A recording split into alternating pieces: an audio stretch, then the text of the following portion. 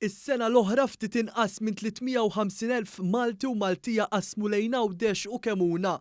Dan ifisser żieda sostanzjali fuq is-sentejn ta' qabel, kif fl-2017 qasmu l-fliegu ftit anqas minn 215,000 persuna u fl-2018 kważi 230,000 resident qabdu il-vapur lejn Għawdex.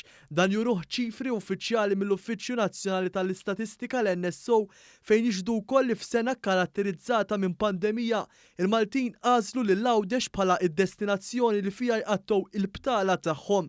Infatti l-istatistika tal-NSO turi kif is-sena l-oħra kważi 287,500 persuna qasmu l-fliegu għall-btala filwaqt li kważi 54,600 persuna żaru lil sħabhom jew qrabathom u kważi 18,400 resident qasmu għal skobijiet ta' kummerċ, edukazzjoni u saħħa. L-aktar kategorija ta' etajiet li ddeċidiet li taqsam il-fliegu s-sena l-oħra kienet dik ta' bejn il-25 u l-44 sena, kif dawn kienu jammontaw għal ftit anqas minn 182,500 ruħ, segwida mbagħad il-kategorija ta' dawk fl-età ta' bejn il-45 u l-64 sena, iż-żgħażagħ ta' bejn il-15 u l-24 sena u l-pensjonanti kienu jammontaw għal madwar 90,500 persuna. Il-maġġoranza tal-persuni li qasmu l-fliegu qattaw sa tliet iljili f'xi post ta' akkomodazzjoni. L-istatistika turi wkoll is-sena l-oħra kważi 348,500 Malti jew Maltija